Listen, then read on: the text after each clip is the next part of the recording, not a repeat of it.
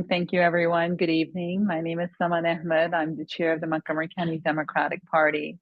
And I wanted to thank everyone for joining us this evening for the District 16 Public Forum. As everyone knows, Delegate Sarah Love was recently confirmed to be state senator for District 16.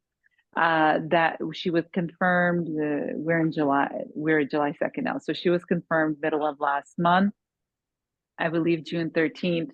And upon her confirmation, the Central Committee has the constitutional obligation under Article 3, Section 9 and 13 to appoint the successor to finish out that unexpired term.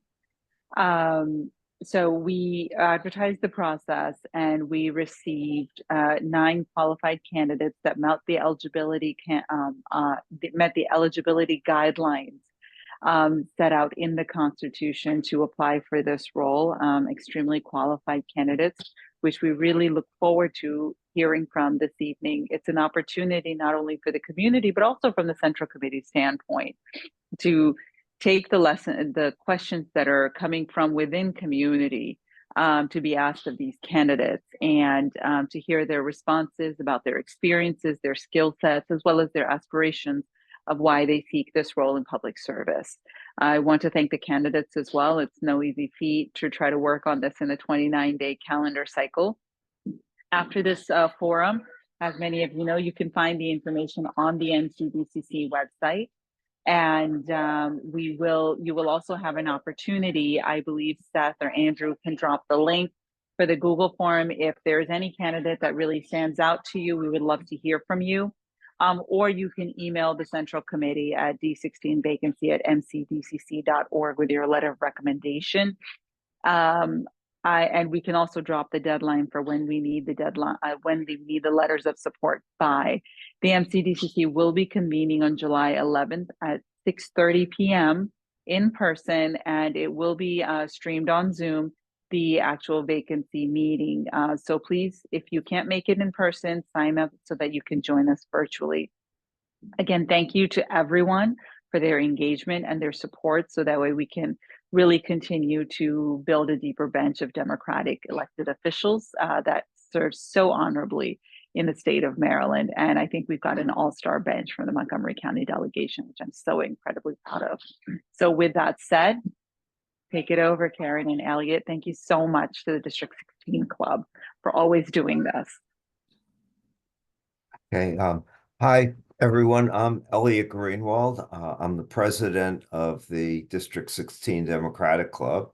So on behalf of the club, I would like to welcome everyone to the State Delegate Candidate Forum, which, as Saman mentioned, is the first step in filling the state delegate vacancy left by Delegate Sarah Love when she was appointed by the governor to fill the vacancy in the state Senate created by Ariana Kelly when she joined the governor's administration. This evening, we will hear from the 9 candidates who applied to fill the state delegate vacancy. I'm going to ask all members of the District 16 Club Board, members of the Montgomery County Democratic Party Central Committee, elected officials, and former elected officials who are attending this forum to identify themselves in the Q&A, so people know who you are and that you're here. And I've noticed a number of people who fit in all those categories in the list of people who are already in attendance. The District 16 Democratic Club supports the Democratic Party by having public events such as this one to connect elected officials and candidates with the community. Since the pandemic, our events have been on Zoom, but we're hoping to resume in-person events in the not too distant future. To support these events, we generally offer at no charge to attend. We charge annual dues. We've not done so since the pandemic, but later this summer, we will be sending out a dues request to our email list. Before the pandemic, dues were only $15 for individuals and $25 for families, and we hope to maintain this low pricing to encourage membership. We also plan to be holding elections for a new board. I know I've been promising that for some time, and hope some of you will be interested in joining the board as we welcome additional board members. In particular, we're looking for people interested in becoming treasurer. Jean Granoff would like to step down after doing this for decades, as well as we need a first vice president who will then succeed me as president. And so, encourage you to contact me, and actually, you can contact me. I think the link to my email address is on the MCDCC website, under clubs and organizations. The rules we established for this evening provide for the following. Each candidate will have 3 minutes to introduce themselves. I will give a 30-second warning, followed by a 10-second warning. There will be 2 rounds of 9 questions, with each candidate required to answer a unique question. With each candidate, we'll have 2 minutes to respond, and I will give a 10-second warning. The final question will ask all 9 candidates to reply to one of the responses to one of the questions that was not asked of them. Each candidate will have 2 minutes for their reply, and I will give a 10-second warning. If they choose, candidates may reply to more than one response by dividing their time. If there is time after the prepared questions, to the extent we can, we will ask questions that were submitted to the Q&A or were submitted in late registrations. Candidates will have 2 minutes to respond with 10-second warnings. Candidates will then have 30 seconds each for closing remarks, and I will give 10-second warnings. And all time limits will be strictly adhered to keep everything fair. I will now turn things over to our moderator, Karen Britto. Karen is a former chair of the Montgomery Democratic Central Committee and a former delegate to the Maryland General Assembly, where she donated her salary to the Montgomery County nonprofits, such as food banks and health organizations. Okay, and now I will mute myself and Karen can take over. Thank you, Eliot, very much. I'd first like to welcome our delegation who is here. This is a District 16 delegate vacancy. However, we have 3 terrific members of that delegation, and they are State Senator Sarah Love, Delegate Mark Woorman, and Delegate Sarah Wolek. So first of all, welcome to them. Now on to the candidates. I'd like to first introduce the names of the candidates. With us this evening, we have Melissa Bender, Diana Conway, Joe Hennessey, Jason Nuñez, Heather Weaver, Steve Shapiro, Amol Tripathi, Scott Weber, and Teresa Woorman. I want to tell the candidates first, feel free to take any notes or to read from any notes, because we do want you to feel comfortable. In earlier correspondence, it was mentioned that you should give a 3-minute introduction, including telling us why you're the most qualified for the position. You'll have 2 minutes to answer, as Eliot said, and 1 minute for closing. After the introductory statements, again, Eliot mentioned you will be asked questions. Now, this is important. Please pay particular attention to all the questions that are asked of other candidates, because after the round robin of questions, you will have the opportunity to address a question that you specifically were not asked. Let's start with our first introductory statement. Melissa Bender. Thank you, Karen, Eliot, and D16 club members and residents. It's great to be back with you tonight under consideration for the open delegate seat. My name is Melissa Bender, and I am a daughter of District 16, a proud MCPS graduate, and an experienced Maryland House of Delegates Chief of Staff. Last year, I shared with you the story of my AmeriCorps service term, where I spent a year running a literacy tutoring program in a local public elementary school, helping young students build confidence in themselves and acquire the skills they needed to succeed in school and in life. That year of service has truly turned into a lifelong career path for me, where I have attempted to answer the question of how best to serve children and families, putting their voices at the center. I went straight from my AmeriCorps service into graduate school for public policy, collaborating with school districts large and small. After my graduate studies, by day, I researched college affordability issues at a small think tank, and by night, I developed education policy proposals for Krish Vignaraj's bid to be Maryland's first female governor. In 2019, I had the opportunity to move home to Maryland to staff in the General Assembly for 2 progressive women members of the House of Delegates, where I learned the ropes on how to listen and lead with compassion, how to run effective constituent services in the midst of a global health crisis, how to pursue targeted legislative oversight, and how to negotiate to deliver on campaign promises.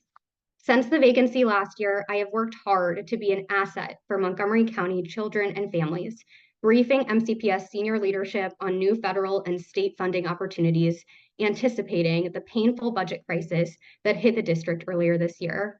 I have shared my legislative expertise with others, co-chairing the Montgomery County Women's Democratic Club's Advocacy Committee, which supported close to 40 bills in Annapolis this session.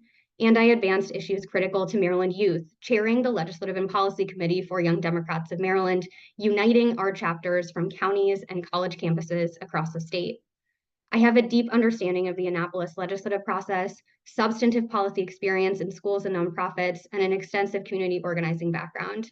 But most important this past year is my new lived experience as a parent and a mom. My husband and I struggled to secure affordable childcare for our infant son this past year, and I recognize and validate the challenges that working parents face to ensure their children receive high quality care and education from infancy throughout their school age years. Montgomery County and District 16 families deserve a progressive champion who listens, who understands their concerns inside and out, and who has the experience to hit the ground running. Thank you so much for the opportunity to serve, and I look forward to your questions. Thank you, Melissa Bender. Diana Conway, next. Thank you. Good evening, and thank you to the D16 Club for organizing this and to all of you for joining. I'm Diana Conway, and I hope to convince you I'm the right person to fill this D16 vacancy. After almost 30 years in Potomac, I have the experience, the relationships, the skills, and the bandwidth for the work of legislating and constituent services. My cover letter and resume are on the MCDCC website, but I was raised overseas for my first 14 years with my foreign service family, posted to the Caribbean, Africa, the Middle East, and Europe. We moved to the States for my high school, and summers I worked at glamorous jobs like Roy Rogers and as a diner waitress. At Brown University, I worked in the food services dish line and as a French TA. Nonetheless, when I graduated from UVA Law School, I was saddled with pretty significant debt. I discovered state and county politics when we bought a very decrepit farmhouse and tried to make it livable, and I met the world of zoning, the planning board, and the council.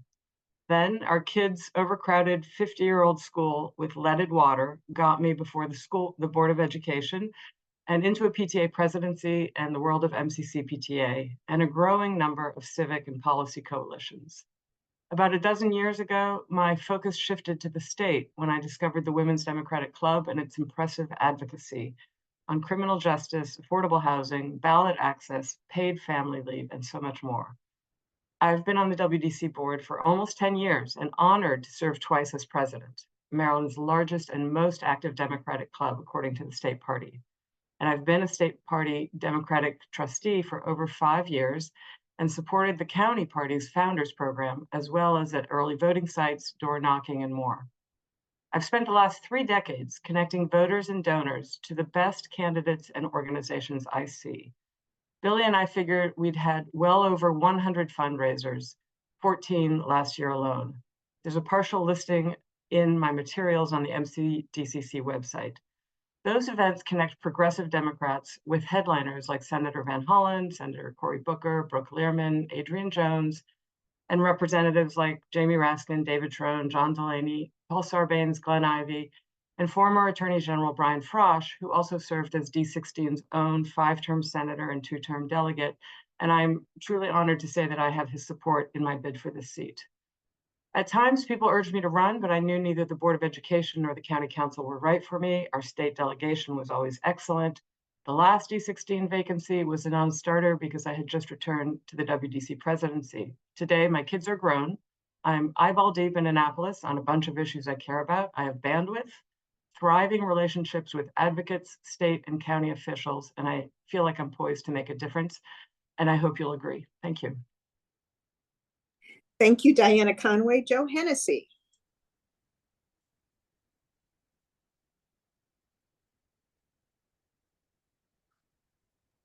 My apologies, I was muted. First, everyone, thank you for taking the time to be with us here. I have 3 minutes, so I'm going to spend a minute on who I am, another minute on what I've been doing, and the final minute on why I think I would be an excellent member of the delegation in Annapolis. First, I was born and raised in Chevy Chase, DC. I have very extensive roots in the community because my mother was born and raised in Chevy Chase, Maryland. So I'm a wide network of friends, and I think I would do a very good job of representing them. I went to the DC public schools. I went to Tufts and the University of Wisconsin in the South Asian Studies program. I earned my law degree at the Columbus School of Law, and I'm a practicing attorney. I have served the Democratic Party throughout my life. I started early. I took a gap year after high school and worked in John Glenn's presidential campaign, then Mike Dukakis' presidential campaign. I followed friends into the White House briefly, where I worked in the NAFTA war room. I worked for State Senator Lois Pines in Boston when I lived there after college. I have volunteered for, I think, every single one of Chris Van Hollen's campaigns, doing get out the vote efforts for him. And I've also put my attorney skills to work doing voter protection, both locally and in such places as Ohio and in Pennsylvania. Why do I think I would be an excellent replacement to now State Senator Sarah Love? Because I've been schooled in the tradition and the ethos of the Democratic Party. And I have been a good listener. I think if that is my superpower in life, it is that I try as best I can to listen and learn from people. And I know that in going in as a governor appointed legislator, I would have to learn and listen to my colleagues because they are going to have more experience than me. But I think that as a good listener and someone who's willing to learn, I will do a extremely good job in representing District 16 in the state legislature. And I think that the state legislatures are going to be more and more important as we see the dismantling of the federal government, not only by the demagogue Trump, but by the Supreme Court. So it would be an honor for me to serve, and I appreciate the opportunity to make my pitch. Thank you, Joe Hennessey. Jason Nuñez. Thank you to the District 16 Democratic Club and the constituents that are joining us on this call. So I would like to mention that I do worship on Tuesday nights at 8 p.m. So I'll be logging off at 7:45 to keep service. I did mention this information to Eliot, so I appreciate the D16 Club for your understanding. Though my faith is the core of who I am, but I'm also a servant for the community. So in order to be a successful Maryland State Delegate, there are 3 major qualifiers. So the first and the most important is you have to be able to manage the influx of constituent issues. Right. The second is to be an effective legislator. And the third is protecting our democracy by encouraging our community to participate in our election process. So regarding the constituent services, like I mentioned earlier, I consider myself a servant. So I've managed over 400 constituent service matters while working in the office of Council Chairman Tom DeNorga of Prince George's County. So I have experience as a liaison between local and state agencies and the constituents. So as the legislator, right, I've been in Annapolis for 3 legislative sessions. I reestablished the Legislative Review Committee of the Maryland Legislative Latino Caucus, where I reviewed and summarized over 100 bills. So in my current role as the Chief of Staff to State Delegate Denny Taveras, I've drafted legislation, researched legislation, met with lobbyists, drafted amendments, and passed legislation. And I have active relationships with over 175 stakeholders, leadership in the Latino Caucus, the Black Caucus, leadership in neighboring delegations, committee and subcommittee chairs. And I also have colleagues in the Senate. So in order to be successful in passing legislation within 90 days, you need coalitions, and they are definitely essential. So that's why I've helped pass over 75% of our primary sponsored and co-sponsored bills. And as an electioneer, I currently sit on the executive committee of the Maryland Democratic Party as a chairman for the Latino Diversity Leadership Council. And I've done speaking engagements in English and in Spanish to encourage the youth to be active in the party. And I've also led voter registration outreach efforts. So lastly, I also established a direct pipeline between the Democratic National Committee for Spanish Literature and Media Support when I created the Maryland Latino DNC Advisory Committee. So I'm qualified because I do not have a learning curve. So I'm ready to get to work on my first day in office. So my two priorities, which I'll start right away, is managing the housing crisis and strengthening the economy in our district. So I'll make myself available to answer any questions if I'm unable to answer them today. So I'll post my personal cell phone number and my personal email address, so you can feel free to send me any questions, and we could discuss how I could turn your constituent concerns into legislation for the 2025 legislative session. Thank you, Jason Nuñez. Steve Shapiro. Thank you, Karen. Good evening, all. My name is Steve Shapiro, and I'd be honored to join the D16 delegation. Governor Wes Moore is moving Maryland forward, and the General Assembly will be a key partner with the governor. My education and experience uniquely position me to support the General Assembly here. My tendency to be curious and ask questions will also be helpful. I hold degrees in engineering and in law. My master's in industrial engineering included systems design, accident prevention, and cost-benefit analysis. Systems were defined broadly to include even government programs, and our coursework focused on determining what drives or inhibits system outcomes. After college, I served for 25 years in the U.S. Coast Guard, 9 years on active duty and 16 in the reserve. My duties included engineering and maintaining the Coast Guard's fleet, as well as commercial vessel safety and environmental protection.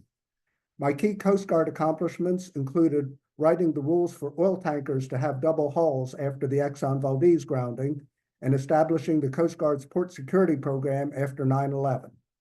I wrote the first international regulations for port security and led the rulemaking for their adoption in the United States. In the Federal Civil Service, I worked on transportation policy, most particularly with environmental impact and cost-benefit analyses for highways and bridges, such as the new Wilson Bridge. At Commerce, I worked on budget and program performance, and at Labor, I promoted veterans employment.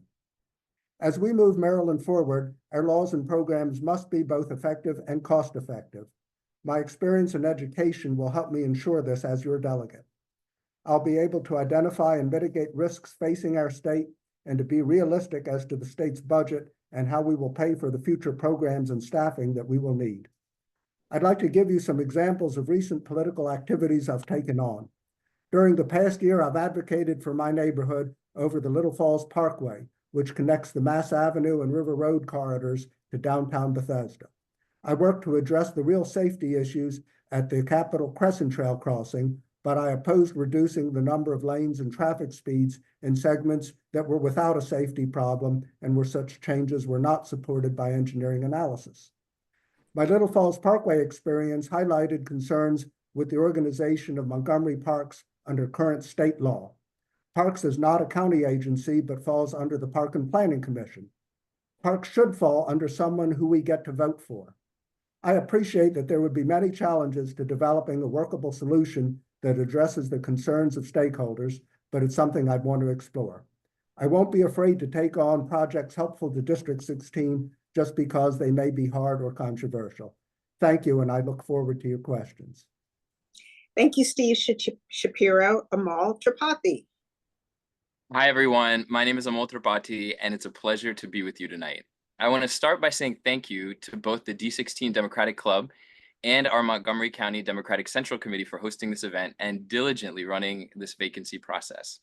I've enjoyed getting to know each and every one of you. Here's a little background on me. My wife and I have been proud residents of District 16 for 12 years, and since I moved to Maryland after business school. Professionally, I've been lucky to have a career that has spanned multiple geographies across the public, private, and nonprofit sectors. I've been inside the boardroom in all three when decisions are being made, And that has helped me build a unique understanding of the misaligned incentives that prevent solutions to our biggest challenges. Because of the way I grew up, what matters to me most is using my best skills to solve these problems. That is why I left an almost decade-long career in commercial real estate that was progressing well. I knew there were more pressing issues to solve, and I wanted to help us get there. So what are the challenges in D16? For at least the last 10 years, they have been the availability and affordability of housing, maintaining the quality of Montgomery County schools, job growth, and transportation. All are crucial, none are negotiable. So what would I address first? Because my career has cut across both the public and private sector in real estate, I know that I can add immediate value on housing. We can create pathways to bridge private capital to chip away substantially at our 96,000 unit shortage statewide. I know that the legislative session is short, that I will have no status to start with as a new delegate, that the relationship with your committee chair matters, and that building support on legislation requires significant consensus building in the off-season. With my D16 colleague, Delegate Mark Corman, chairing the Environment and Transportation Committee, with our new state senator, Sarah Love, creating a vacancy in that same committee, and the fact that ENT has a subcommittee on housing, that is where I'd want to go. Since I would have the distinct advantage of time before the session begins, I would want to roll up my sleeves and get started now. With that said, I'm happy to serve where the need is greatest. I helped create and execute new initiatives to address education, transportation, job growth, and larger economic development challenges during the financial crisis for the New York City government and in prior positions. Other issues also require laser-focused thinking, such as AI, and I advise AI startups. Maryland can and should lead the nation in architecting smart legislation on this front. One thing you can be sure of is that I will focus. Having too many priorities gets nothing across the finish line. At a grassroots level, I would be excited to work with Delegate Corman and Delegate Wallach to brainstorm creative ways to ensure that we hear the voices of all members of our district, including the 34% minority population and counting. Our priorities should always reflect what our district needs.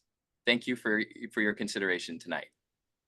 Thank you, Amol Tripathi. The next speaker is Heather Weaver. Hello, and thank you for your time. I am fortunate to live and work in District 16. My husband and I are proud parents of 3 MCPS graduates. And for the last 20 years, I myself have been an elementary school teacher in MCPS school within the D16 district. Lest you think I'm just an elementary school student or teacher, prior to that, I worked at local companies such as MCI, AOL, Verizon, on negotiating teams to create multi-million-dollar content relationships and technology relationships. What you will not see on my resume is legislative experience yet. I have an MBA from Georgetown University and a master's in education from GW. So what do I bring to the table as a teacher? Well, in that capacity, I have a number of communities that I serve, and some not always represented within and the District 16. So for example, my families range from the 1%ers to families that are in transition. Some of my families have been multi-generation residents of our district, and others are newly arrived, some refugees, some undocumented. My families range in terms of different religions, languages, national origins. Some count themselves part of the LGBTQ community. And I myself, like my students, am an immigrant and speak several languages. So I have a passion for innovation, and like all teachers, I am data-driven and are looking always to create new programs for the benefit of all. My goal would be to bring funds back to District 16 for innovative programs in education, public land management, and safety and security. We have a wealth of natural resources, and I like to be able to capitalize on those. I feel that this experience and perspective would be complementary to that of the expertise of Delegates Wallach and Corman. I thank you for your time. Thank you, Heather Weaver. Our next speaker is Scott Weber. With my thanks to President Greenwald, Chair Ahmad, former Chair Britto, the D16 Club, but especially our Zoom attendees, good evening to all. I'm Scott Weber. I'm a Bethesda resident for the last 28 years. I've raised 2 boys through NIH Preschool, Washington Episcopal School, Seven Locks Elementary, Walt Whitman, Landon, University of Pennsylvania, Georgetown, and Howard. I know both private and public. By vocation, I'm a professional problem solver. I own and run a technology consulting firm, and I carry on active real estate license in the residential sphere. My political ventures started off as a teenager back in Indiana in the school and local level before getting involved nationally with the Clinton campaign, and then later on with his wife's, with the Obama in between, and literally dozens of others since then. I've been active in the Democratic Party as a member of their data team, analyzing voter data all the way up to the Phoenix level. But I'm most proud of my grassroots activity. I've been an active member of the Women's Democratic Club in both the events and advocacy areas. I'm a founding member of the Jaywalkers Action Group that does massive outreach to Democratic voters. I provide extensive support to the sister organization, Do the Most Good. I've helped run Jamie Raskin's Democracy Summer operations. I'm a dues-paying members of the Club Democrat Latino del Condado Montgomery and Progressive Maryland, where I was the co-chair of their Housing and Judicial Reform Task Force. I hang out with Our Revolution, Indivisible, Jews United for Justice, Hindus for Human Rights, Peace Action Montgomery, the NAACP, Silver Spring Justice Coalition, Bethesda African Cemetery Coalition, the Poor People's Campaign, and many more. I'm a policy wonk. I've got MegaLedge bookmarked, and I get daily bill updates whenever they're flowing. I'm comfortable navigating the statutes, article, chapter, verse, and line. I understand their interrelation with the Maryland rules, the regulatory play with Comar. I have spent many hours behind the witness table. I've lobbied in Maryland, Pennsylvania, Delaware, Virginia, and DC. I'm an advocate for judicial reform, juvenile justice reform, policy reform, police reform, health reform, gun reform. I'm a staunch advocate of anti-hate, one who does not accept bullying of any sort, and I'm not afraid to take on the bullies, whether it's fighting anti-Semitism, Islamophobia, Hindutva, Asian hate, gender identity hate, racial hate, or political hate. I'm a zealous public health advocate, a mental health advocate, women and minority rights advocate, a free speech advocate, and a democracy advocate who would like to represent you in Annapolis as a District 16 advocate.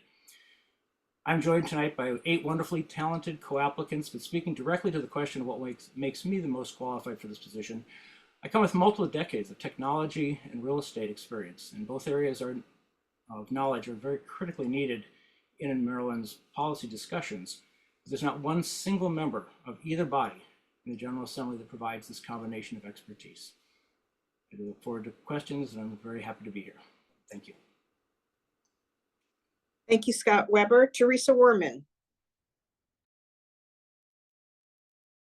Good evening, District 16 neighbors and fellow Democratic activists. My name is Teresa Woorman, and I hope to convince you that I'm the best candidate in this race with the best platform, not only due to my having the most legislative experience and the greatest knowledge of how to get things done in the Maryland General Assembly, but also because of my personal journey as someone who has lived the realities that many in our community face. You can find my letter of intent and resume posted on the MCDCC's website. I was born and lived in Mexico until age 9. I came to the United States as an undocumented immigrant in 2001. After starting school as a free lunch kid, I had a middle-class upbringing in Germantown. I graduated from Northwest High School, Montgomery College, and the University of Maryland. Go Terps! I became a US citizen right before I graduated from college, and my family can tell you that I was so proud to be an American that I was jumping up and down at my naturalization ceremony. I've been working since I was 14, and my Hispanic jobs have included being a babysitter, a McDonald's cashier, and working at the Lube Center, where I learned how to change an oil filter. I have a knack for languages, and I speak 4 of them. My native language is Spanish, but I also speak English, French, and Italian. I was raised Catholic, but I chair the board of directors of Pro-Choice Maryland, and I married a Jewish football player that I met in high school many years ago. I've worked for and with several public officials, not just by testifying at occasional public hearings, but by being there every day, year-round as a General Assembly staffer for 7 years for Montgomery County elected officials, and by helping enact laws on a variety of subjects. These subjects include protecting immigrants from exploitation, training police on human trafficking, making prescription drugs more affordable, and protecting renters' rights relating to security deposits. I've also established important personal relationships that would benefit our county and my constituents. What do I have in common with all of the people with whom I worked for? And why have I been on the ballot 3 times as a candidate for Democratic Party office? We all believe strongly in the Democratic Party values. We believe that everyone, regardless of their age, race, ethnicity, national origin, gender, or sexual orientation, regardless of whether they're rich, poor, or middle class, regardless of whether they attended the nation's top private schools, public schools, or vocational schools, should have the opportunity in this country, and that the Democratic Party is the only hope for realizing that opportunity. I look forward to discussing the issues with you and my platform in favor of reproductive freedom, making healthcare more affordable and available for all, advocating for increased resources for education at all levels, and supporting democracy. Thank you. Thank you, Teresa Woorman. So we will begin our questions now. And the first question, we're rotating in alphabetical order. The first question goes to Diana Conway, and it is on the budget. Many states are facing falling revenues or lower than projected tax receipts. It means state lawmakers and governors in various states will face challenges to fund many programs. How would you propose solving Maryland's budget issues? Would you close the corporate tax loophole? Or would you ask entities to tighten their belts so that the state may sustain certain budget levels? Would you raise the local income tax, raise tolls, gas tax, internet gambling taxes? How would you address the budget problems? Thank you, Karen. My answer is I have the humility to know that I don't know the answer to that. What I do know is I have a massive network of people who have expertise in this field. I have strong relationships with people in Annapolis, having worked with them and their chiefs of staff and the advocates there for over 12 years. And I have an understanding of the pieces involved. So how the county funds feed into the state, how the state funds get moved from coming in through income tax or other taxes and moving through the state government into other allocations. And of course, the federal government. Right now, we are blessed to have the IRA pouring money in. There's literally no cap on the IRA. Any project that qualifies under the various proposals and categories that are in the IRA will be funded. So the trick is going to be getting our municipalities and our state to actually apply for this. The same is true for the, it's called RAISE. It's to rebuild the infrastructure. They just put in $2 billion. We certainly need infrastructure work in the state. The FHA just put in $1.3 billion for charging and fueling infrastructure. There's a lot of money at the federal level. There's a lot of money at the state that can potentially be reprogrammed. But my bottom line, I think, is I don't know the answer to that, and I would be dishonest if I pretended that I did. I think there are bargains to be struck and changes to be made, but I cannot answer that honestly. Thank you, Diana Conway. Question for Joe Hennessey on gun safety. Last year, President Joe Biden created an office that coordinates efforts across the federal government to offer help and guidance to states struggling with gun violence. The administration has called on states to create their own offices to help focus federal grants to reduce violence. Maryland became the first state in the nation to officially answer President Biden's call. The legislature also passed 2 other measures, including a bill that would enable state and local officials to hold members of the firearms industry accountable in civil court. In addition, they expanded the definition of rapid fire trigger activator, which are Glock switches. However, on another note, an 11% excise tax on the gross receipt of firearms dealers derived from the sale of firearms failed. Has the Maryland legislature gone far enough on gun control? And what is your position on issues such as the excise tax on firearms dealers?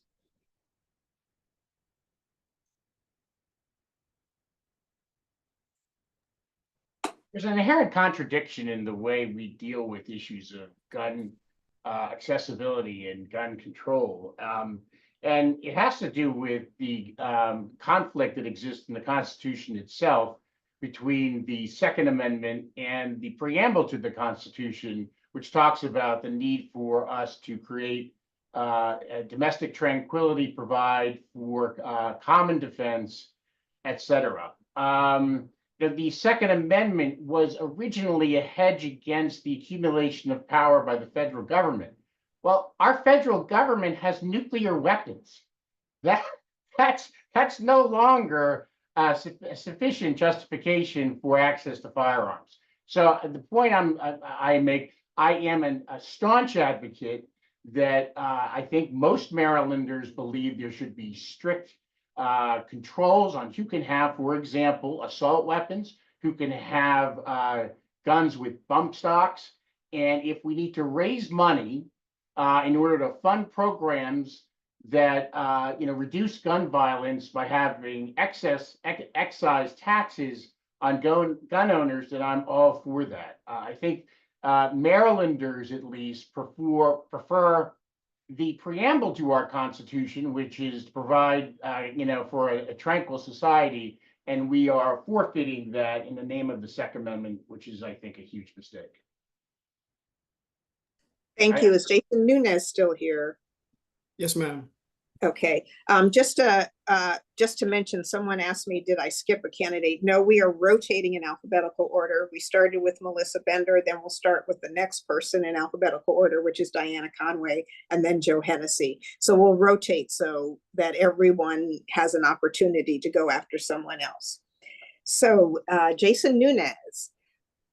We are not sure what committee that the incoming delegate will be on, but Sarah Love was on the Environment and Transportation Committee.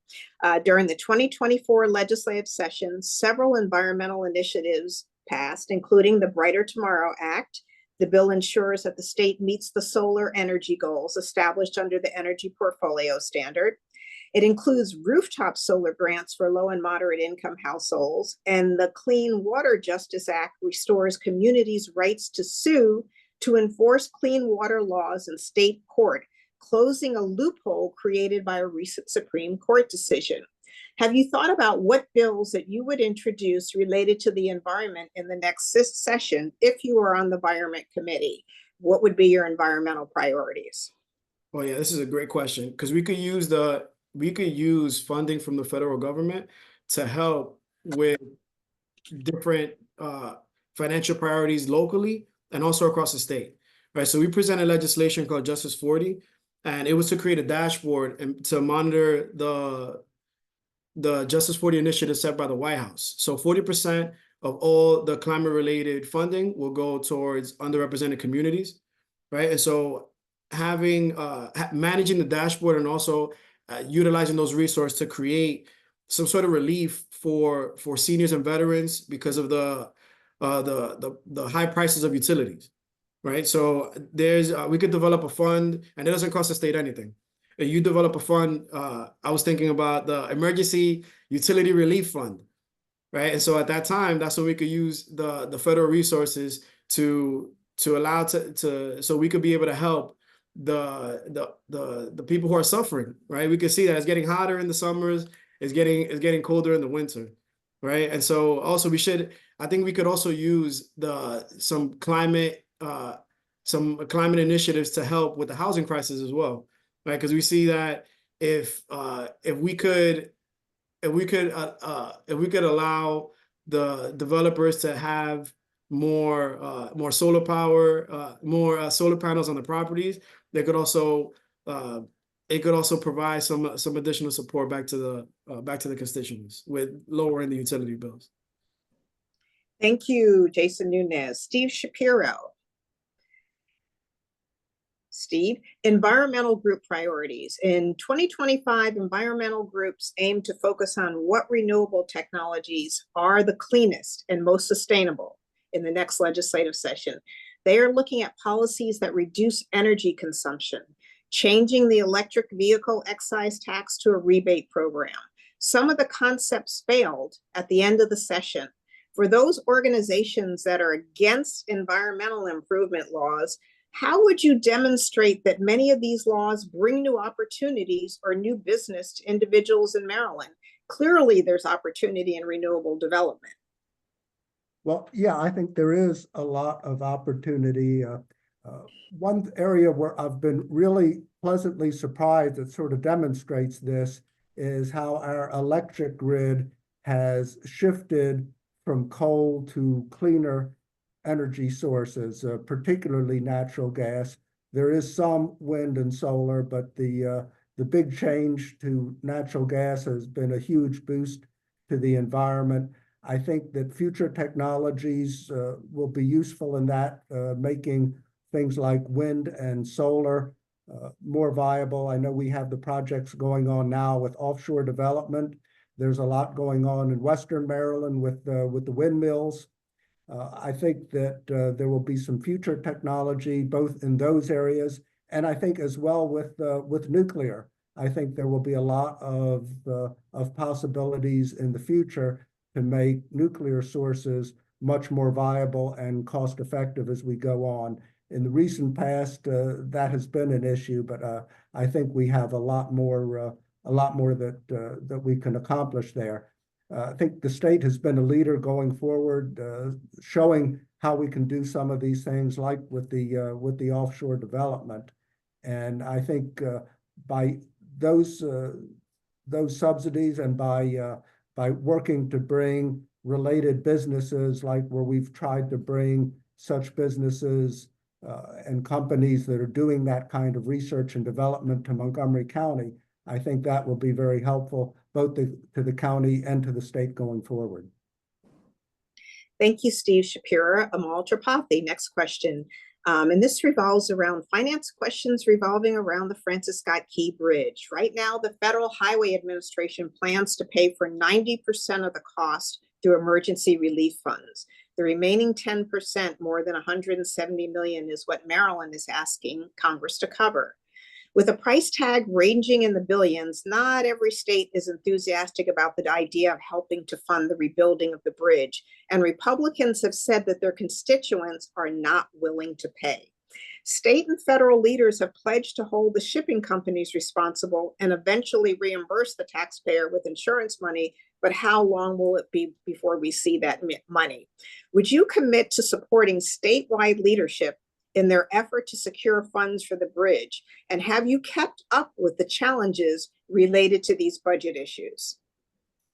I've kept up with a portion of the challenges. I would say that the recovery of cost is a very, very difficult one. And I think, in fact, we're going to see a lot more discussion of how this is going to happen. Of course, the Francis Scott Key Bridge was a man-made disaster that happened because of the ship colliding, but there are going to be others as well when insurance and reinsurance become more issues that we're going to have to think about as climate-related disasters continue, and how we're going to actually be able to fund those, fund recovery for the state, but also but for everyone in the private system. I think that one thing that Maryland could work with the federal government on is how we can create an actual recovery system for states, not on a one-off basis, but on a programmatic basis. When something like this was to happen, that could be disastrous not only for our state economy, but generally for the federal economy, as we think about the transportation that occurs across that bridge. Obviously, our entire system is interlinked and extremely fragile. So I believe that asking the federal government for emergency relief in this case makes sense. I believe that we would also need to put ourselves in the ring of other states and Republican states as well to say, how would we deal with this if this was a crisis that occurred in their state, and think about a counter proposal that would make it even for disasters going forward. I think that's maybe a way that we could win support. Thank you, Amol Tripathi. Heather Weaver, next question. Capital projects. The District 16 delegation, that includes State Senator Sarah Love and Delegate Mark Corman and Delegate Sarah Wolek, recently announced that they secured more than $9 million for capital projects in the district, including the University of Maryland Institute for Health Computing, Walt Whitman High School, Glen Echo, Town of Glen Echo, Bethesda Meeting House, Farmland Elementary, the Jewish Social Services, and more. How would you be an advocate for this district's needs? And how would you work cooperatively with the District 16 colleagues to deliver to our community? Thank you for that question. Well, first of all, I do appreciate their work in that regard. And in terms of securing funds and using them for our community, we have a diverse community. We have 20% of our district constituents are over the age of 60, and 20% are elementary school, public school age. And so I feel like those funds need to be equitably shared. I do appreciate the work that we're doing to support seniors within Maryland, and I feel that these funds could be well allocated to those groups, whether it be stronger infrastructure to get people to where they need to go, whether it be funds to support the Miriam Kelty Aging and Senior Social Connection Hub. So I would advocate for the best use of those funds. What I also appreciate is some of the programs that Delegate Wolick has advocated for that are pilot programs. And I think that by doing that, we can explore best ways to use those funds to better the life for our community, and then take the learning from those and expand them out to the state. Thank you, Heather Weaver. Scott Weber, the next question is on party resources, specifically supportive resources like the MD van. During the MCDCC meeting where the appointment was voted on for for Sarah Love, an attendee mentioned that several groups in District 16 have a high voting record, but Blacks were not amongst them. So if that statement is correct, it means that Black Americans in Bethesda, Somerset, Potomac, North Bethesda are not voting, which of course is probably not true. The problem is the data in the voter file is not correct. I have been classified in the voter file as is of Hispanic origin, then I was classified as Muslim American, then I was classified as Italian American. So how would you work with the state as a delegate to raise the necessary resources to increase voter file accuracy, including cleaning the files of people who have moved on? And we're really talking here about a voter integrity issue. And this is particularly important because the local Democratic parties in the state are the biggest users of this data file to build party development and party volunteers. Scott. Thank you for the question. For my resume, I've actually been involved with data cleaning all the way up to the Phoenix level. And for those who aren't aware of it, the Phoenix data set is the one that actually feeds van, which then feeds minivan, which then is what most candidates and most campaigns feed off of. A lot of that data is extremely dirty. It needs to be cleaned up. However, we're not using it to the best of our abilities, primarily because the infrastructure is not out there to be able to push it out. However, the current AI, the current ways campaigns can push it, is the functionality is there. So by the idea of literally pushing it out, and whether it's through messaging, whether it is through email, coming at various contacts, one of the things we find is that the number of email addresses are paltry compared to the number of phone records. And the phone records quite often involve a landline phone rather than a cell phone. So the idea of just persistent messaging out to the fact that we want people to be involved in the democratic process, whether you are Republican, Independent, or Democratic. Getting the data at the highest levels cleaned up and then pushed on down. There are many campaigns and many elements of clubs whose data has not been updated in years and years and years, and that becomes a problem. So the matching of it at the high levels, we've got technology consultants, we have technology data analysts that can do this. It's just not being done. So what I would do at the state level is, from a voter integrity perspective, was saying that we at the state are literally going to go through our entire database of voters and voter registration. And here in Montgomery County, we've got about 100,000, but in other areas, it's far less. We have about a 60 to 70% voting registration to eligible voter ratio, but we need to get that up into the 80s and 90% so that at least everyone who is eligible has some way of being contacted. And I think it needs to be done from a messaging perspective, saying that we want participation in democracy. And regardless of where your position is, we could have advertising, whether it's on television, whether it's on social media as well. but I think a direct push is by far the most important. The other way of doing that is to literally go through the process of going and cleaning up what we know is wrong so that we don't use bad data. Thank you. Thank you, Scott Weber. Teresa Woorman, protection of election workers. The Protecting Election Officials Act of 2024 passed with bipartisan support in both chambers of the Maryland General Assembly. The law creates a new misdemeanor charge for those who threaten election officials or their families. The law also increases the maximum penalty for threatening to harm an election official, and also a fine of $2,500. The law takes effect on June 1, or took effect. Many states have followed suit on similar legislation and even expanded definitions to spell out cyberbullying and cyber intimidation. Do you think that this bill is a great first step, or would you expand it to specifically name forms of intimidation such as cyberbullying? Thank you so much for that question. I am a democracy enthusiast, and I pledge that I will work tirelessly to ensure that our electoral processes are fair and accessible, reflecting the democratic values that we hold dear. I know more about close elections and recounts than I'd like to admit, so I know the hard work that elections officials put in every time that that they administer an election. I would say, I was following this bill in Annapolis just because I like election issues. But I felt like the bill, it's a great bill. I really do feel like it could have been gone a little bit further, like you said, actually expanding into what type of intimidation, because, I oftentimes the types of intimidation that our election officials are getting are things that are not typically included in our legislations.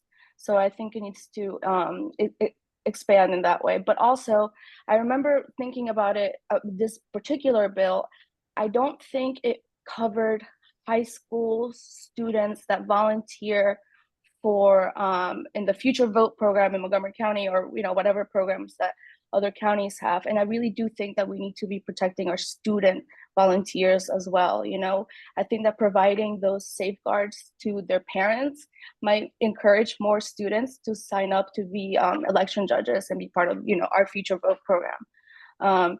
But I also support other policies like automatic voter registration. I want to eligible citizens that are able to register to vote when they're interacting with state agencies like the MVA. And I also want to include public financing of campaigns. I saw how the great things that a public finances system can do for candidates at the county level. And I think that we need to provide that level playing field for all candidates. Thank you, Teresa Woorman. Next question on reproductive rights is for Melissa Bender. During the legislative session, a bill passed to create a grant funding program for reproductive health clinics to bolster security at their facilities. The bill gives the governor the authority to carve out $500,000 to go towards clinics that offer abortion services, as pro-abortion advocates say violence and vandalism at these facilities have increased. In addition, Maryland's right to reproductive freedom amendment is on the vote ballot this year as a ballot referendum. The ballot referendum adds a new section to the state constitution that guarantees a right to reproductive freedom. District 16 Democrats definitely want an advocate for choice in this delegate position. Please explain what role you will play in supporting the ballot referendum. Thank you so much, Karen, for that question. I really want to applaud and appreciate our former Senator Ariana Kelly, who's done so much work in the reproductive rights space. And I also want to thank now Senator Sarah Love for kind of carrying the torch on that front.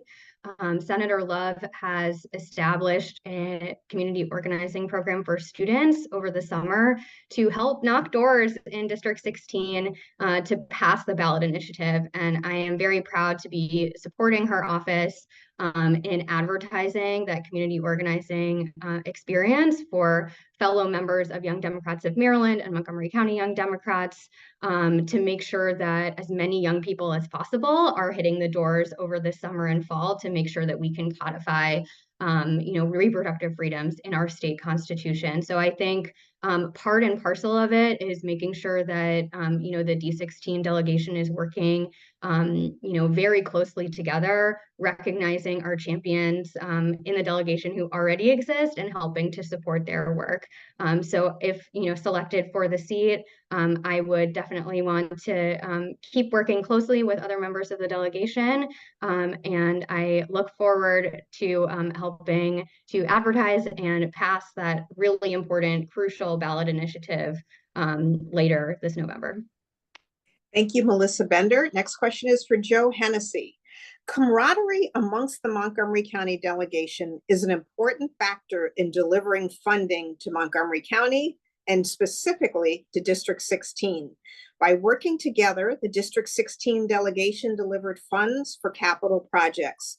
Would you commit to fostering that same level of camaraderie that exists amongst the Montgomery County delegation today? And would you commit to cultivating that same level of respect that exists among the District 16 delegation?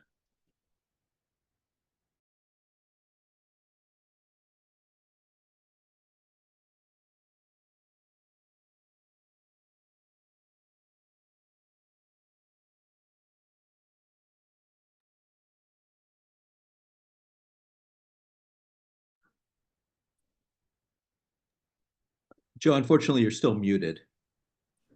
How about now? Good. Hear me now? Go. The answer is yes. I think, though, we have to have a longer view about, can people hear me? I'm still getting this. Okay. I think we have a longer view. We need to have a longer view about what our democratic values are. And I don't think people should be afraid to stand up and advocate for our democratic values. As people on this Zoom know, I originally withdrew from the campaign in 2018 because, I'll tell the whole story, I was at the Women's March and I was advocating, I was shouting that we should have more women legislators, and I was running against one of the most qualified legislators out there. So I was being a hypocrite. So in that sense, yes, and consistent with our values as Democrats, I withdrew from the race. But 2 days later, we announced this, to me, astonishing incentive for Amazon to relocate its headquarters in White Flint. And I think that as a Democratic advocate, and consistent with our ethos as Democrats, that I had an obligation to speak out against that. And I don't think that that is uncivil. I think that is consistent with our values. So the answer is yes. I have a lot to learn from someone like Mark Corman, who's been in service to our community for a long time. Mark is going to be right on the front lines for another round of metro crises that are going to erupt because of the collapsing finance conduits for metro. But I think that we can't remain silent. Sorry. Great. So, the next question. Thank you, Joe Hennessey. The next question is for Steve Shapiro, and it's on road safety. The legislature passed several measures that address road safety, and there is a street racing and exhibition driving law that went into effect that provides additional penalties to those participating in street racing. In addition, District 16 State Senator Sarah Love led the effort to pass a road safety bill named for Bethesda diplomat Sarah Langenkamp, who was hit by a vehicle on River Road. The bill basically imposes the same penalties for hitting a cyclist in a bike lane as far as hitting hitting a pedestrian or cyclist in a crosswalk. That's up to 2 months in jail and a fine of up to $2,000. However, other transportation priorities of our local Montgomery County delegation did not pass. These measures would have facilitated speed limit reductions, and 2 are bills that would have allowed Montgomery County and county municipalities to reduce speed limits to 15 miles per hour without conducting an engineering and traffic investigation. The urban highway speed limit reduction would similarly allow 5 miles per hour reductions by the State Highway Administration. Road safety is a big concern of District 16 residents because it reduces injuries and fatalities. What role would you play in advocating for road safety? Would it be related to speed limits? Would you define this as a public health epidemic as others have? Would you engage youth-led groups to find solutions? Thank you, Karen. As I mentioned before, much of my work was in transportation with a lot of years in DOT, and I've worked a lot on particularly on the safety issues.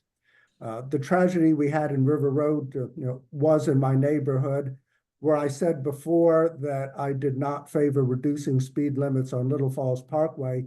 That was because in those segments there was not a safety issue. On River Road, there's very much a safety issue. The sector where Ms. Langenkamp was killed is a commercial area, very heavily traveled, very congested. I've almost had some bad accidents there myself. That's one place where the speed limit should be reduced. There also need to be some engineering changes to that road to make it safer. Right now, the current bike lane is not safe. Cars will have trouble there with all the vehicles and commercial vehicles going in and out of all of the ramps and exits and driveways going to and from that segment of River Road. A bicycle or pedestrian is going to have a much harder time with that. So I think one key thing is in some areas to look at what are the engineering safety improvements that can and should be made. That's one thing that's very important. Besides the engineering improvements, I think generally with our highways, there's been a big reduction in recent years in the care that certain drivers give to other drivers and to pedestrians and to other vehicles. Every day we see terrible incidents on the Beltway, terrible driving where it's just by the grace of God that maybe there's not an awful accident. I think we need to go back to fairly severe traffic enforcement with things like unmarked vehicles to really crack down on reckless driving. Thank you. Thank you, Steve Shapiro. The next question is for Amol Tripathi, and it is on criminal justice. Lawmakers approved a package of criminal justice reforms in response to complaints about increasing crimes like auto theft and handgun violations in parts of the state. A measure to oversee Maryland's prison system through a correctional ombudsman office also received approval. A bill in honor of slain Baltimore Tech CEO Pavel Lapierre was signed into law that protects innocent victims from repeat violent offenders. What are your thoughts on where the Maryland legislature should go next on criminal justice? And do you support the governor's pardon of 175,000 Maryland convictions related to cannabis, including convictions for misdemeanor possession? Thank you for that question. In terms of criminal justice reform, it's not always been my area of expertise, but what I will say is that I do believe that the governor's measure for the 170,000, it makes sense. I think we're moving in a different direction on cannabis in this country, and I believe that along with that, I mean, we obviously have to continue revisiting that as time goes on, but we should do everything we can to make sure that we keep folks out of the system or obviously decrease the crime that they have and obviously give folks second chances as much as we can in the system. Because I think right now, as I've seen, when people have a conviction of any type, they end up having trouble after that, getting a new job, restarting their life. We have a lot of trouble with that across the board in Maryland. And I know that there are a lot of nonprofits out there helping with this issue, but certainly for cannabis, I believe that the governor has the right approach. In terms of criminal justice reform, we should go as far as, as far as we can to make sure that those who are doing things that are harmful to our community are going to see are going to face justice, and that will hopefully also avert crime. Thank you, Amol Tripathi. Heather Weaver has the next question. Addressing housing and the shortage of it. Governor Moore signed housing bills this year. Local jurisdictions will be able to impose higher taxes on vacant buildings or lots. One of the bills aims to incentivize housing developers to add affordable housing options. Also, the Renters' Rights and Stabilization Act creates the State Office of Tenants and Landlord Affairs, which would let tenants know what legal rights and protections they have. To do that, the bill would make it easier for approval of transit-oriented development, as well as development on former state-owned complexes and housing development by housing development by nonprofit organizations. How would you respond to individuals who are critical of the housing package as too taxing and too favorable towards renters?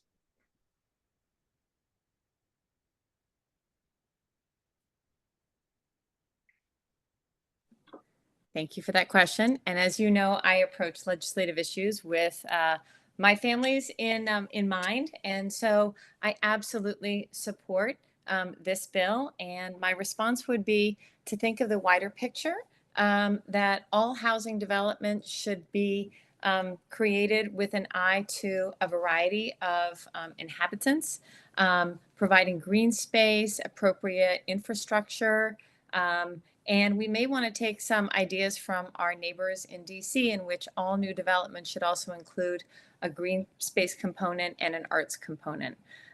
If we want to have a community in which everybody is thriving, it is in our interest to use that tax system to provide affordable housing, so that members of the community that cannot afford to live in D16, which is a very expensive community, can do so more readily and thus interact and work in D16.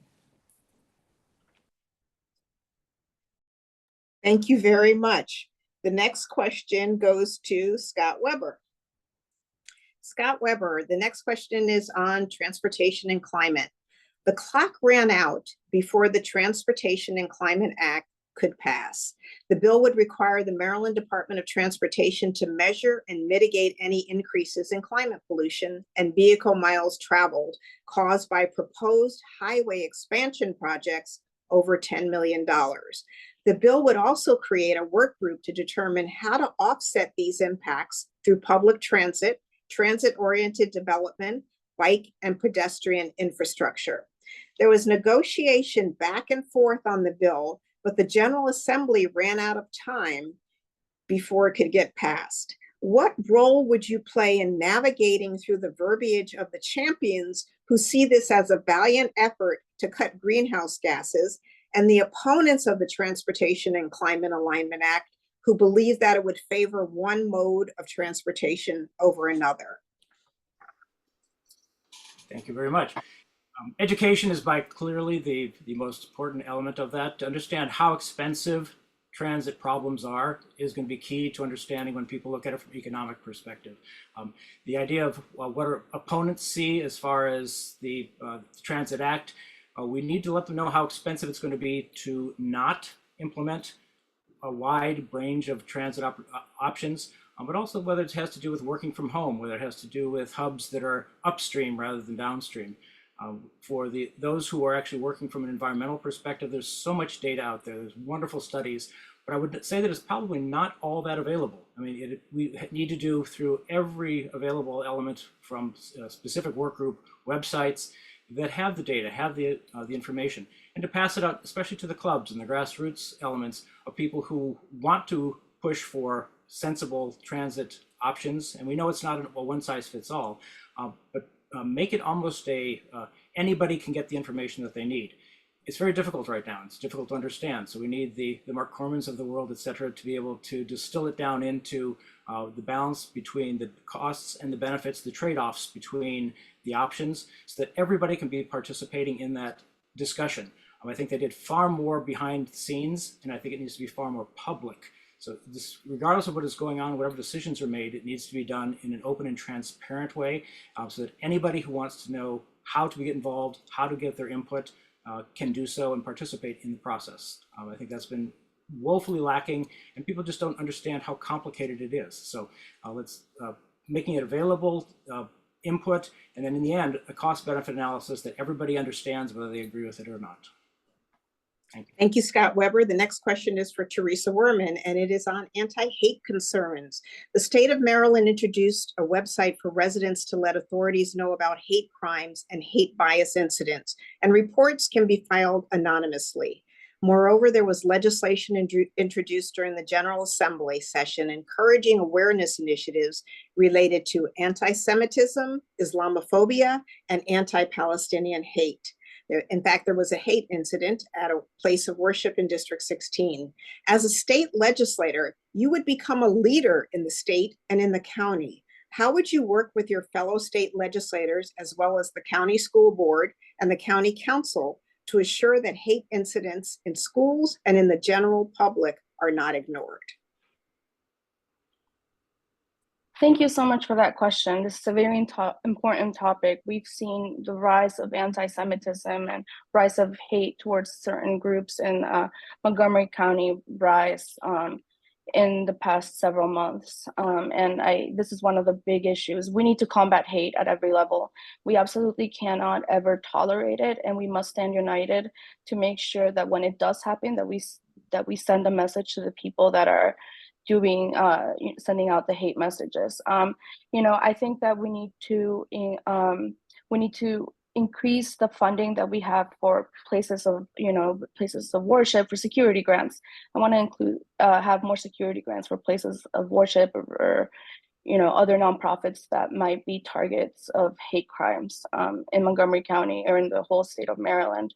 I think that one of the biggest things that we need to do with in regards to anti-hate legislation and students is we need to recognize the role that state delegates play in education.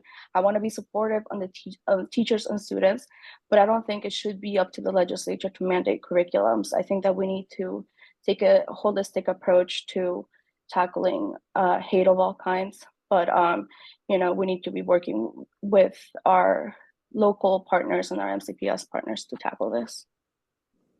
Thank you, Teresa Woorman. The next question is for Melissa Bender.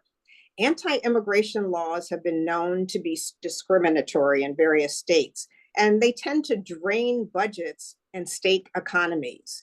Will you support immigration justice in Annapolis? And will you commit to fighting discriminatory anti-immigration proposals in the Maryland legislature?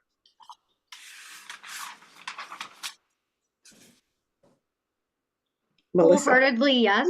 I would support proposals to protect our immigrant community. I think Montgomery County is so blessed to have such a wonderful, diverse population of folks from all over the world. It's one of my most memorable parts of my childhood is going to Gare Park Elementary on our international night with so many fellow classmates from other countries. And I'm very proud to have worked on multiple pieces of legislation to protect our immigrant communities in Annapolis, including the Access to Care Act, which helped expand opportunities for immigrants to buy into the state Medicaid exchange, as well as proposals in the House Judiciary Committee, which would have prohibited local police and law enforcement bodies from coordinating with ICE, which I think is a really dangerous precedent to set and doesn't make our communities safer, but rather,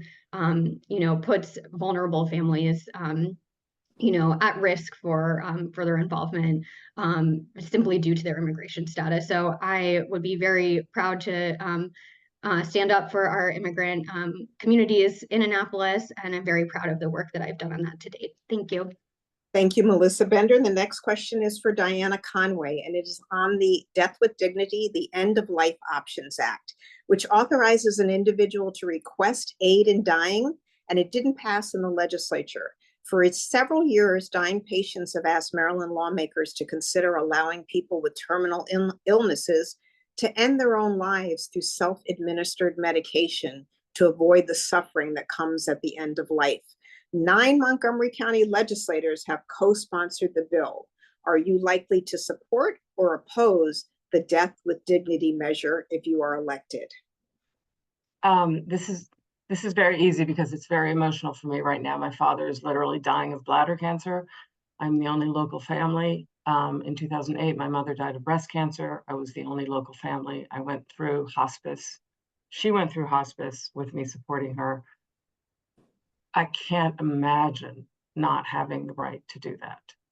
I can't imagine having to hide medication or pretend to take or pretend to not take medication to be able to have control over your own life. I mean, we're losing control of our reproductive rights. We're trying to get control of our rights to end our lives as we see fit. There is so much wrong with the fundamental rights that we are being challenged on. So to me, yes, sorry, I would absolutely support this. My father has already expressed a desire that as soon as it is clear that the next set of procedures is not going any further, he wants to move to palliative and then to hospice. And denying someone the right to do that is just shocking to me. I mean, it is shocking.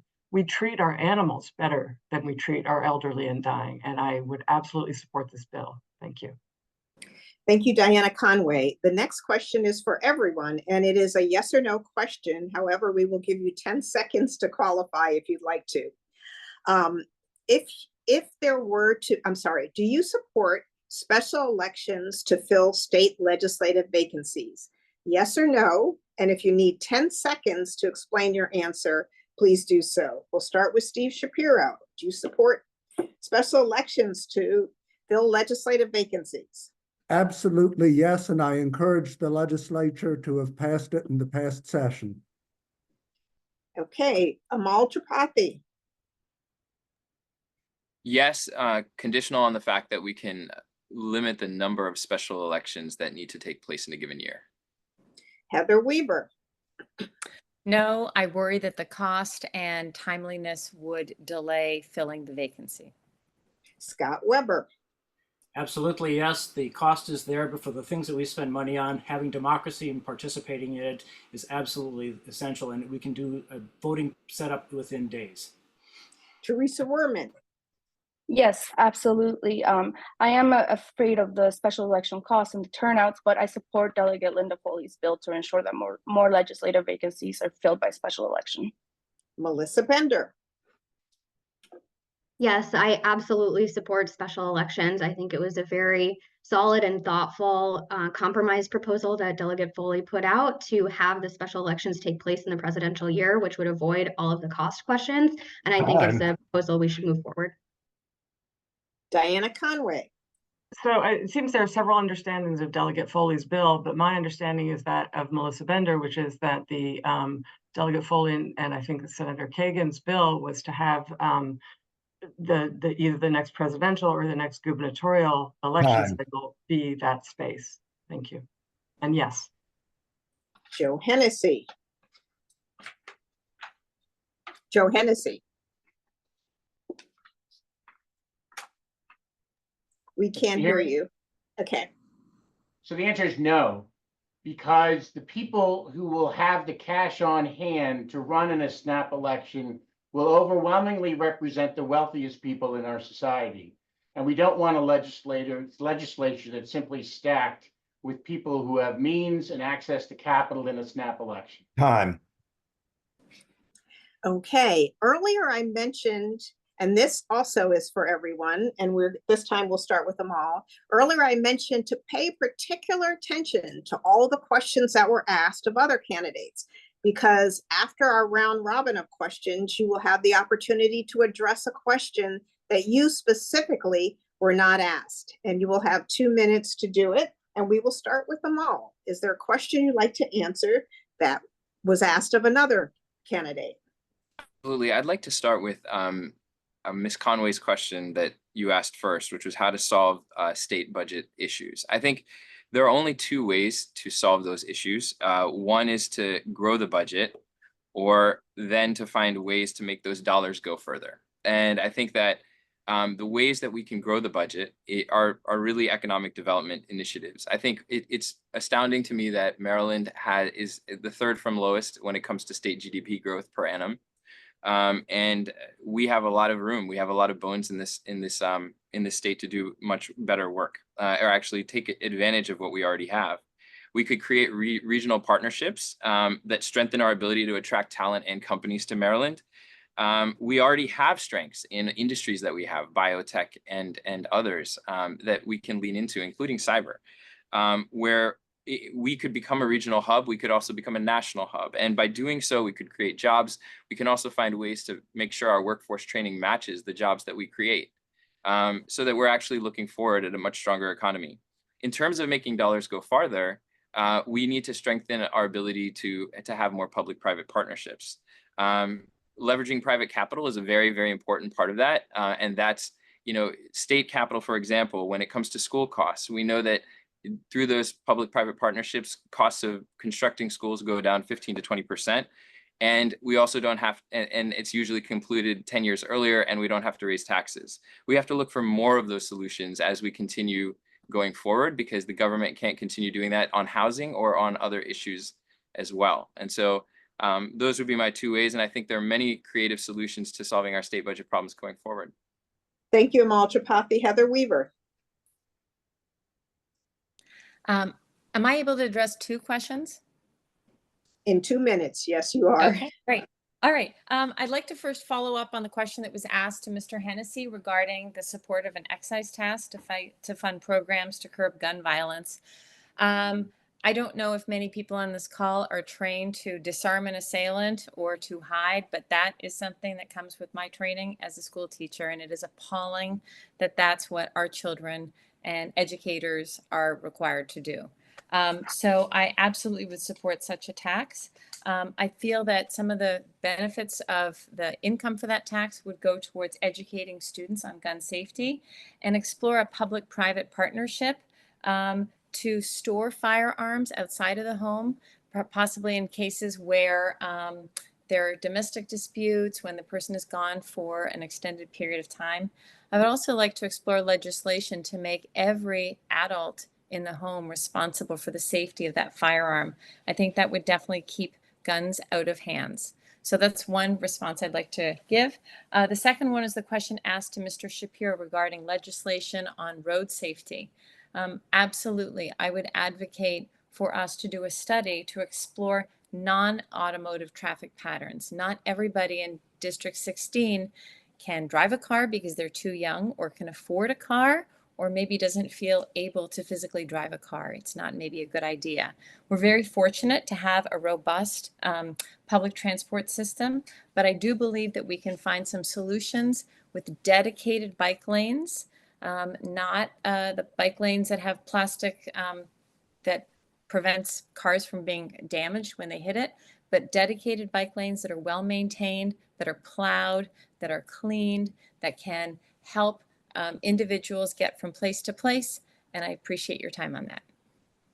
Thank you, Scott Weber. All right, I've got a litany in here on the budget. On gun safety, I think we should have yearly registration of all anyone who owns a gun, and bullet fees under registration for bullets that are purchased. And on environmental policy, I think we ought to go after the Bethesda Green model of incubators and having contests with lots of smart people put in their 2 cents worth. On renewables, I think windy Western Maryland should have lots of jobs producing windmills, putting it out there, and actually getting the revenue that is generated from those. On the concept of cyberbullying, we absolutely critical that the public understand the definitions of hate crimes, hate speech versus just freedom of speech. That then pigeonholes down to the concept of hate. The idea of what is hate, what is hateful versus what is just a position. We've got to have this part of the dialogue. We need to have a lot of conversation about what actually is anti-Semitism, what is Islamophobia, what is Hindutva, what is gender ideas. On the idea of having immigrant reforms, that it is critical that we understand the idea of PSAs school-wide, especially students. We recently had a situation where CASA was involved with expressing one sense of of their position, but being attacked significantly about but we didn't have the definition of what is hate, what is hateful. They may be painful and it might be difficult conversations, but those are conversations we need to have. One, so people understand what is hate and what is not, but even more importantly, how to not then be part of that dialogue. On the position of, we had one more that was in there, death with dignity, we absolutely must have that as a freedom of choice. If we believe in liberty, we've got to allow people to have the liberty not only for the reproductive rights, but also at their end of life. So if we believe in freedom and democracy and liberties, we've got to allow that to be an option. And the Francis Scott Key Bridge, I think it needs to be treated as and messaged. Time. Emergency disaster. Thank you. Thank you, Scott Weber. Teresa Woorman. Thank you for this time to have rebuttal questions. While Karen correctly said that the question for Jason Nuñez that we don't know which committee the new delegate will get assigned to, I think we got a little clue this morning when Maryland Matters reported that the speaker had moved Delegate Robin Lewis, who's a huge public transportation advocate from Baltimore City, got moved from the House Health and Government Operations Committee to the Environment and Transportation Committee. So that leaves a vacancy in the House Health and Government Operations Committee. And that would be my first choice for committee assignment so that I can help address the many problems in the healthcare system. And here's some that I would want to do. I want to address issues with prior authorization, which put barriers between a patient and a doctor and create delays in care unnecessarily. I want to ensure adequate funding for reproductive healthcare services, including contraception, prenatal care, and abortion services. I want to expand the Medicare eligibility so more low-income residents have access to healthcare. And I want to increase funding for community health centers serving underserved areas. I grew up using the Care for Kids program in Montgomery County, and I saw the impact that it can have, but I also saw its limitations. I also want to make sure that we have cultural competency training to deal with diverse populations. And I want to have more health education programs to increase awareness of preventative care and healthy living practices. I would also like to mandate more collection of detailed health data by race, ethnicity, and socioeconomic status so that we can identify and monitor disparities. And I'd like to allocate funding aimed at reducing health disparities in community health centers and have other preventative initiatives. Thank you. Thank you, Teresa Woorman. Melissa Bender.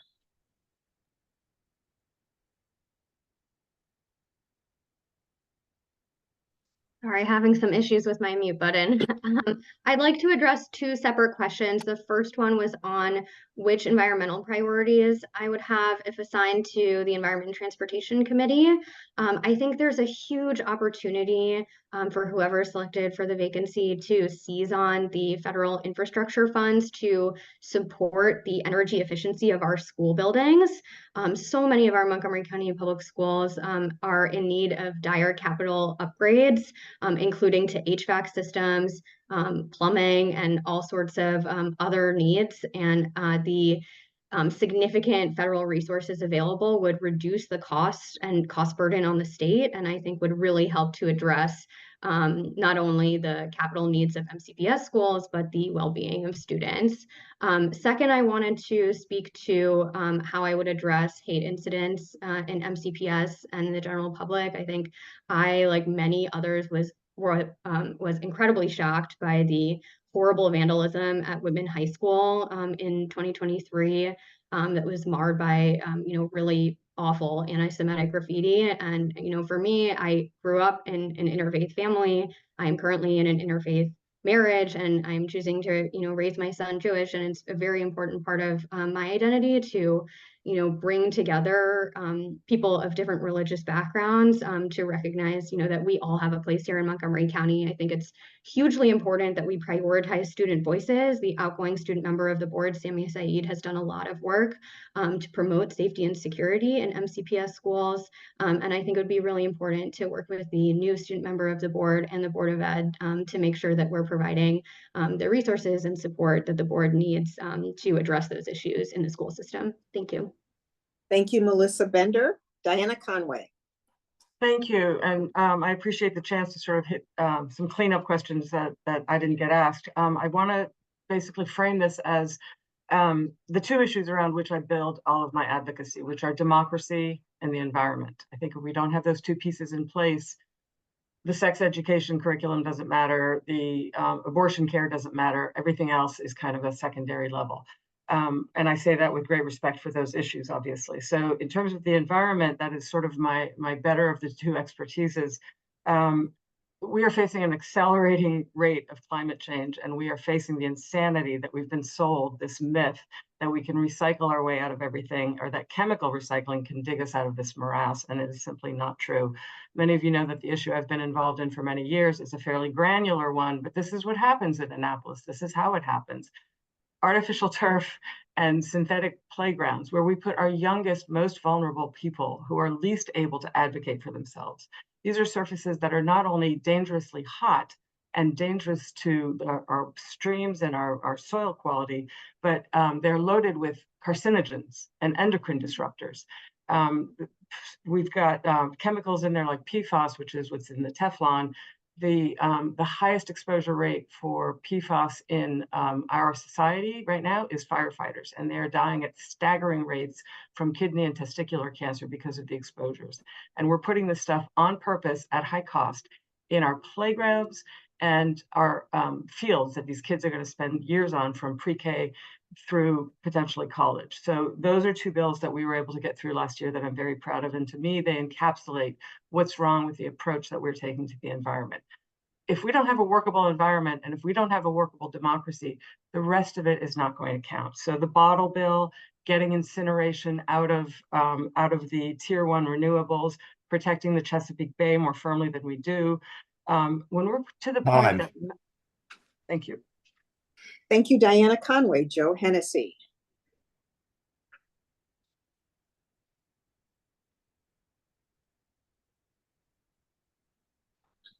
Can you hear me now?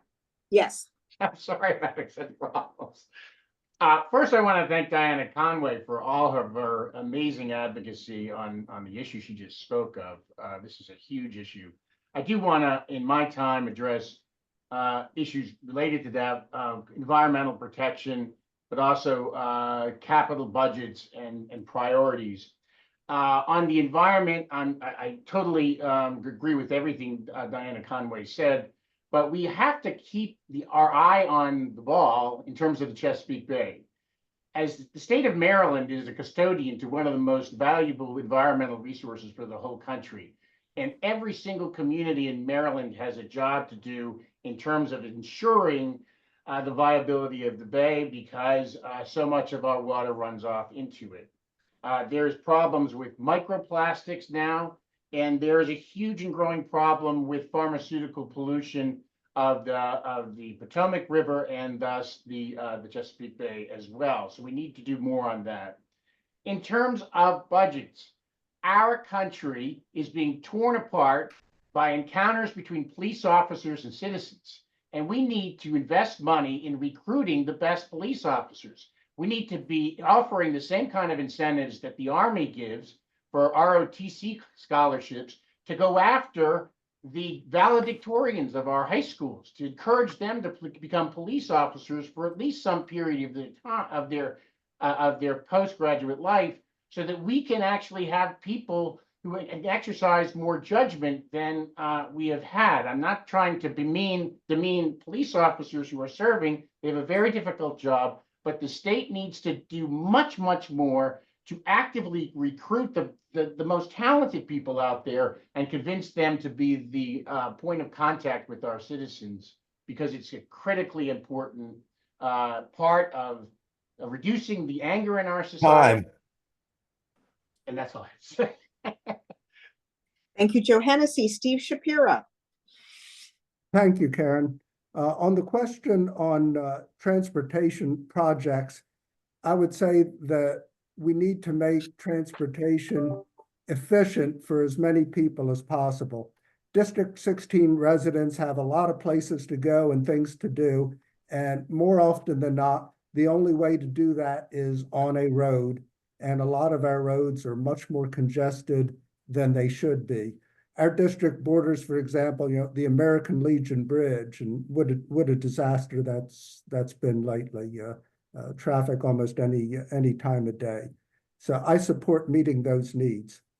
On the environmental committee, Environment and Transportation Committee goals, one thing I would like to focus on is land use planning. That committee has jurisdiction over land use. Quite a few years back, I worked with former Delegate Kopp on a statewide adequate public facilities ordinance. What those do basically is to an adequate public facilities ordinance links development with adequate infrastructure, meaning if there's going to be development, there needs to be enough existing and planned infrastructure to handle it. Most of our cities and counties do that now internally, like we do that within Montgomery County. But right now, we don't have a whole lot of insight as to all the development in Washington County and Frederick County that is then sending traffic into Montgomery County. Earlier, the Delegate Kopp's proposal ran into a lot of opposition, in part because of the teeth that that proposal would have had. And I don't know how feasible teeth would be, but at least something similar to NEPA, where you would at least have some understanding or insight as to these cross-border demands on their infrastructure. Thank you, Steve Shapiro. Eliot, before their 1 minute closing remarks, did you want to ask a question from the chat, or should we move on to the closing remarks?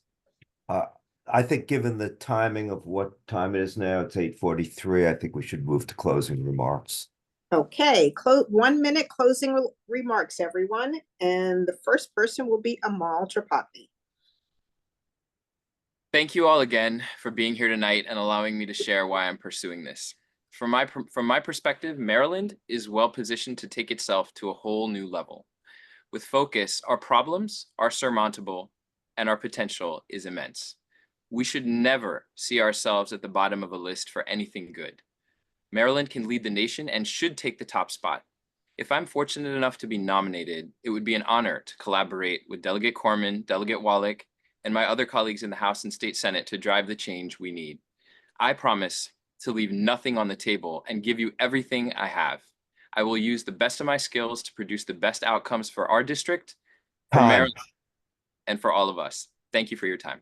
Thank you, Amol Tripathi. Heather Weaver. I'm not your typical candidate. I do want to remind you, though, that Governor Moore did not have a lot of legislative experience before he took office, and he's chosen as his cabinet individuals including Susan Lee, our very own Susan Lee, and some with very little legislative experience. I would love to work with Delegates Bullock and Corman. I appreciate her innovation. I appreciate his leadership and his outreach and care for his constituents. I bring passion for education, public safety, and representing groups that don't always have a seat at the table. I thank you for your time. Thank you, Heather Weaver. Scott Weber. All right. True to my namesake, I'm a Weber. I'm a weaver. I'm a networker. And understanding that a web is stronger than any one of its single strands, one of the things I would want to do as a key element of being in a legislature is to make sure every person in the state feels comfortable being involved and engaged in our democracy. This includes everyone from young to old, documented, undocumented. Democracy should not be an exclusive club. I think we should need to invigorate every club, organization, every grassroots organization involved. Thank you. Thank you, Scott Weber. Teresa Woorman. Thank you so much, Karen, Eliot, and the District 16 Democrats for hosting this forum. I'm asking for your support for this job due to my extensive experience working in the Maryland General Assembly, my lived experience, and my deep-rooted passion for serving our community. My hands-on experience as a legislative staffer for 7 years gave me a comprehensive understanding of the legislative process, from drafting bills to navigating the intricacies of committee hearings to getting laws enacted and constituent services. I worked for legislators who served on different committees and had different legislative priorities and had different approaches. I know how to get things done in the General Assembly. As a legislator, I will value the lived experiences of our residents. Thank you. Thank you, Teresa Woorman. Melissa Bender.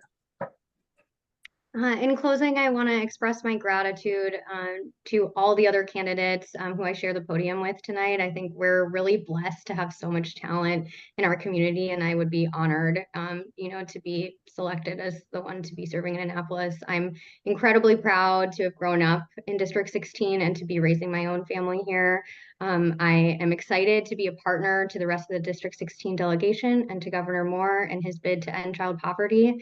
And I am excited to serve as your next delegate. So thank you for the opportunity to serve. Thank you, Melissa Bender. Diana Conway. Thank you. The frame I will bring to Annapolis is for a functioning democracy and a livable climate.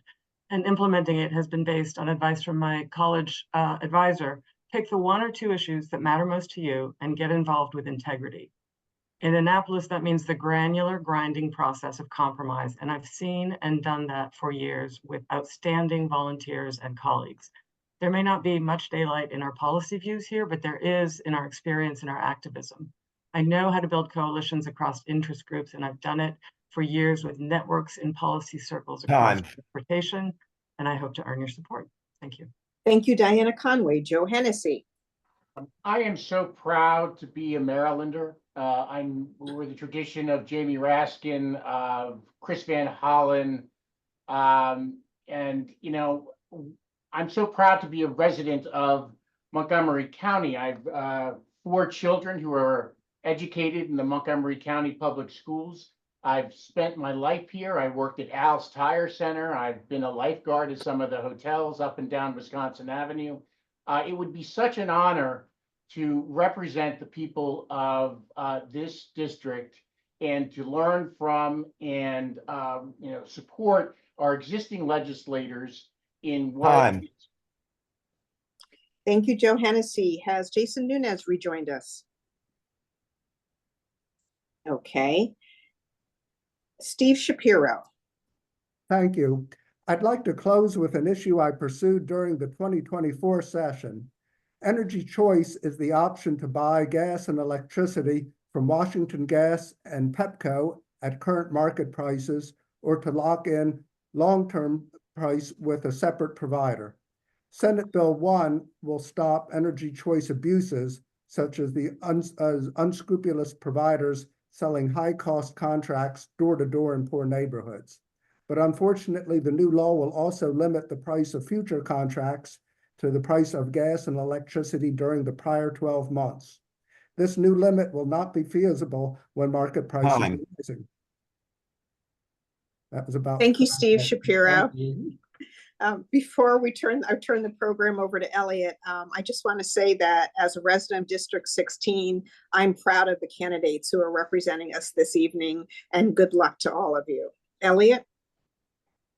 Okay, thank you, Karen. I want to thank the Karen for moderating the event, and I want to thank all the applicants for the position. You've all done a fantastic job, as was said by some of the panelists. We have a lot of talent in District 16. That always proves to be the case when we have one of these forums. I do want to remind everybody that the deadline for submitting letters of support to the Central Committee is 5 p.m. on Monday, July 8th, and that the Central Committee meeting will be on Thursday, July 11th at 6:30 p.m. You could attend either in person or via Zoom, although of course candidates need to be there in person. So once again, thank you, and thank you everybody for attending and and viewing this important forum, because this is the process for selecting the beginning of the process for selecting our next delegate. So thank you, everybody. Thank you, Eliot. Thank you. Thank you so much. Thank you all. Thank you, D16. Thank you. Again.